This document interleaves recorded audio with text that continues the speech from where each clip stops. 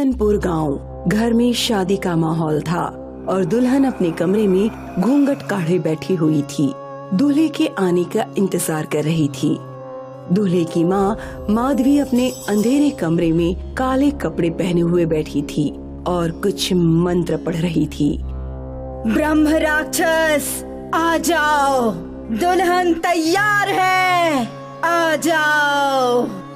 तभी दुल्हन के कमरे का दरवाजा खुला और किसी के कदम अंदर जाते हुए नजर आए।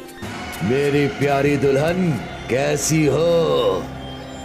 कहते हुए उसने दुल्हन का घूंघट हटा दिया और जैसे ही दुल्हन ने उसको देखा, उसके मुंह से डर के मारे चीख निकल पड़ी। बचाओ!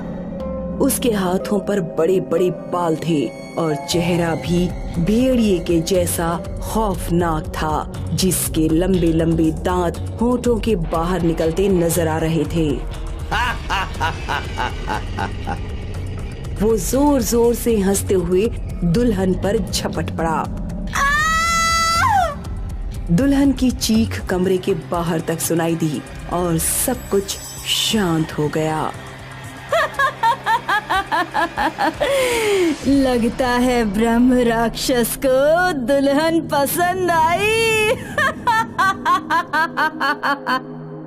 नताशा रितेश से शादी करके पहली बार घर आई थी। वो दोनों दरवाजे के सामने खड़े थे। घर बहुत ही अच्छे से सजा हुआ था। आओ नताशा, अपने नए घर में कदम रखकर इसको खुशियों से महका दो।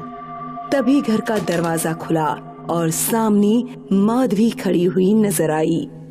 आओ बहू, इस कलश पर पैर मारो और गृह प्रवेश की रस्म पूरी करो। सुनकर नताशा ने कलश पर पैर मारा और घर के अंदर कदम रखा। थोड़ी देर बाद नताशा और रितेश दोनों अपने रूम में सेज पर लेटे हुए बातें कर रहे थे। रितेश, मुझे तो यकीन ही नहीं हो रहा है कि हमारी शादी हो चुकी है और हम अपने घर में आ चुके हैं।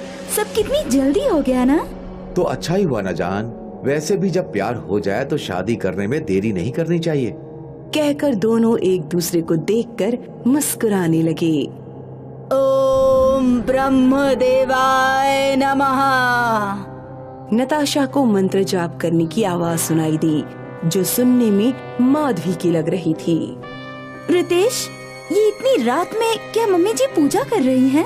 अरे मुझे तो कोई आवाज नहीं आ रही। नताशा ने उसको बताने की कोशिश की, लेकिन रितेश ने उसको झुठला दिया और फिर शरारत करते हुए हाथ बढ़ाकर लैंप बंद कर दिया। शादी के कुछ दिन बाद रितेश को जॉब से लौटने में देर हो गई। रात के 11 बज चुके थे, लेकिन रितेश का कुछ भी पता नहीं था। मम्मी जी, रितेश अभी तक नहीं आए। उनका कॉल भी नहीं लग रहा है। आखिर वो है कहाँ पर? मुझे उनकी फिक्र हो रही है। आ जाएगा, तुम अपने कमरे में जाओ। नताशा अपने कमरे में बैठी उसके आने का इंतजार करने लगी। फिर किसी ने दरवाजा खोला और धीमे कदमों की आहट उसको सुनाई दी। आ गए तुम? कहते हुए जैसे ही उसने सामने देखा, रितेश की जगह एक भयानक आदमी को खड़ा देखकर उसके डर का ठिकाना नहीं रहा। उसकी सांसें अटक गईं और धड़कनें तेज तेज चलने लगीं। आज रितेश नहीं आएगा, कहते हुए वो उसकी तरफ बढ़ने लगा। उसका भयानक चेहरा देखकर नताशा की हालत खराब हुई जा रही थी। वो उससे दूर हटती, लेकिन अचानक से वो उस पर झपट पड़ा और भयानक आवाज करते हुए बोला, तुम अब मेरी हो। इतना सुनते ही नताशा बहुत ही जोर से चिल्लाई और बेहोश हो गई। जब उसकी आंख खुली तो उसने खुद को सही सलामत अपने बेड पर पाया। रितेश उसके पास बैठा हुआ था और माधवी वहीं खड़ी थी। रितेश, तुम कहाँ थे? कहकर वो उसके गले लग गई और चिपटकर रोने लगी। क्या हुआ नताशा? बात तो बताओ, तुम इतना डरी हुई क्यों लग रही हो? वो बहुत ही भयानक था। न इंसान था, न जानवर। मैं बता नहीं सकती। वो इतना कहकर उससे आगे नहीं बोला गया और फिर से रितेश से चिपटकर रोने लगी। इसे कुछ नहीं हुआ है, जरूर कोई डरावना सपना देखा होगा। ऐसा नहीं है, मैं जाग रही थी, उसने मुझ पर हमला भी किया और उसके बाद मुझे कुछ भी याद नहीं। रिलैक्स नताशा, तुम सो जाओ, समझो कि वो सिर्फ एक सपना ही था। नताशा उसकी बात सुनकर चुप तो हो गई, लेकिन उसको लग रहा था कि ये लोग उससे कुछ न कुछ छिपा रहे हैं। उसी रात एक और आहट हुई। रात के 3 बजे थे। नताशा को घुंघरू की छन छनाहट की आवाज आने लगी और उसकी आंख खुल गई। उसने देखा कि रितेश चुपचाप सोया हुआ है, तो उसने उसको जगाए बिना ही अपने पैर जमीन पर रखे और उस आवाज को सुनते हुए कमरे से निकल गई। आवाज का पीछा करते करते वो इसी तरह घर से बाहर गार्डन में पहुंच गई। वहां उसने देखा कि लाल साड़ी पहनी एक औरत आगे चलती जा रही है।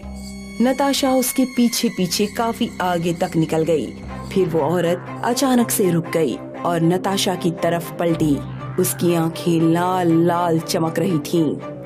कौन हो तुम? मैं रितेश की पहली पत्नी हूँ।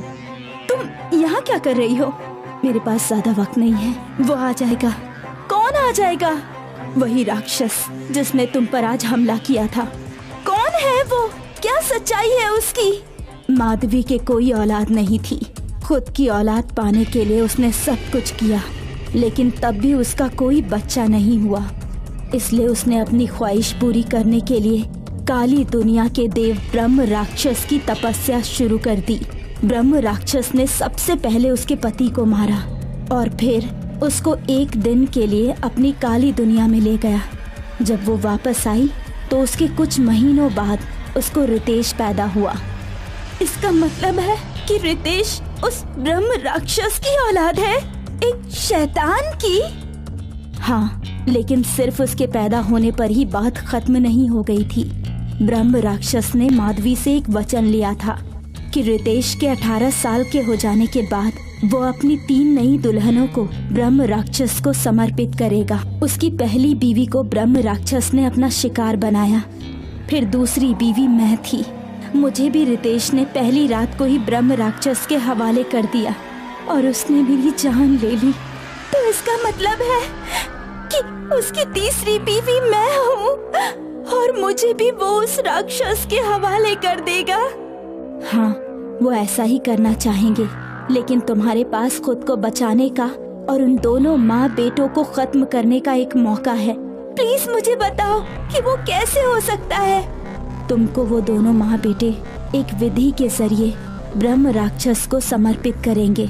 अगर उस विधि को पूर्णमासी की रात ठीक 1 बजे के टाइम पूरा नहीं किया गया तो ब्रह्म राक्षस नाराज हो जाएगा और इन दोनों का खेल खत्म हो जाएगा। कहकर उसने नताशा को उस विधि के बारे में सब बताया और ये भी कि उसको रोककर वो अपनी जान कैसे बचा सकती है। सब बात बताकर वो औरत गायब हो गई और फिर नताशा भी अपने घर वापस आकर चुपचाप रितेश के बराबर में लेट गई। कुछ दिन बाद जब पूर्णमासी की रात आई तो माधवी हाथ में दूध का गिलास लिए नताशा के कमरे में आई। लो बेटा, हल्दी वाला दूध, आज से रोजाना इसको पीना शुरू करो। नई दुल्हनों के लिए अच्छा होता है।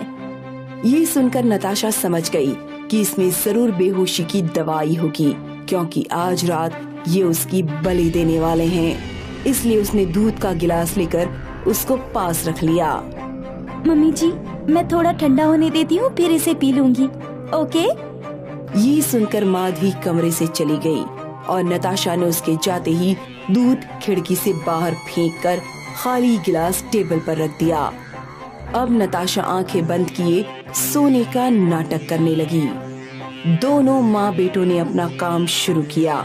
कुछ देर बाद वो अपनी विधि की सारी तैयारी कर चुके थे।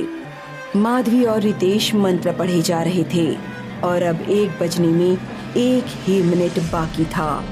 तभी वहाँ धुआं सा उठा और ब्रह्म राक्षस सामने से आता हुआ नजर आया। ब्रह्म राक्षस, हमारी आखिरी बलि स्वीकार करो। ये नई नवेली दुल्हन आपके लिए तैयार है। इसको अपने हाथों से खत्म करके इसकी आत्मा को अपने साथ ले जाइए और हमें आपके बंधन से मुक्त कीजिए। कहते हुए माधवी ने चाकू उठाकर ब्रह्म राक्षस की तरफ बढ़ाया, लेकिन तभी नताशा ने अपनी आंखें खोली और झट से चाकू उससे छीन लिया। ये देख दोनों माँ बेटे चौंक पड़े। 1 बजने में 10 सेकंड बचे थे। नताशा ने वही चाकू माधवी की गर्दन पर चला दिया और वो वहीं गिरकर तड़पने लगी। बलि का टाइम खत्म हो गया और ब्रह्म राक्षस चिल्ला उठा, तुमने नियत समय पर मुझे दुल्हन भेंट नहीं की, अब तुमको मरना पड़ेगा। कहकर ब्रह्म राक्षस ने अपने तेज नाखून रितेश के पेट में मारे और उसका पेट फाड़ डाला। उसके बाद वो नताशा की तरफ देखने लगा। नताशा डर गई थी, लेकिन अगले ही पल ब्रह्म राक्षस वहाँ से गायब हो गया और सब कुछ शांत हो गया। नताशा के सामने माधवी और रितेश की लाशें पड़ी थीं, लेकिन उसको इनकी मौत का कोई अफसोस नहीं था, क्योंकि इंसान की शक्ल में ये दोनों ही शैतान थे।